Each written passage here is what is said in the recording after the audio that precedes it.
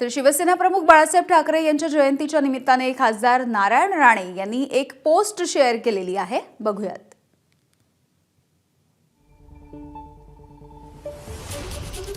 साहेबांचं पुण्यस्मरण.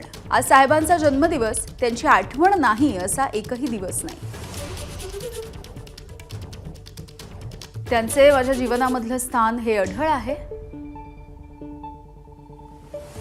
साहेबांच्या पुण्यस्मरणासाठी मी माझे आत्मचरित्र झंझावातमधील एक उतारा उद्धृत करतो.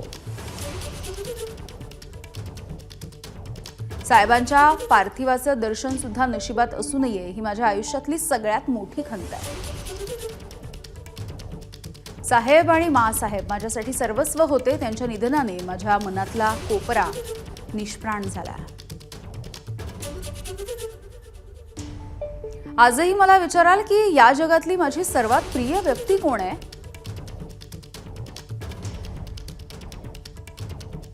तर मी बेधडकपणे बाळासाहेब ठाकरे हेच एक नाव घेईन.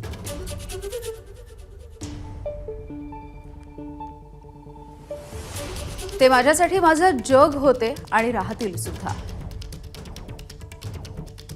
माझ्या आयुष्यामध्ये कितीही चढ उतार येऊ देत, मी आज जो कोणी आहे त्यामागे त्यांचाच आशीर्वाद आहे. हे मी आयुष्यामध्ये कधीही विसरू शकणार नाही असंही राणेंनी म्हटलंय. एबीपी माझा, उघडा डोळे बघा नीट.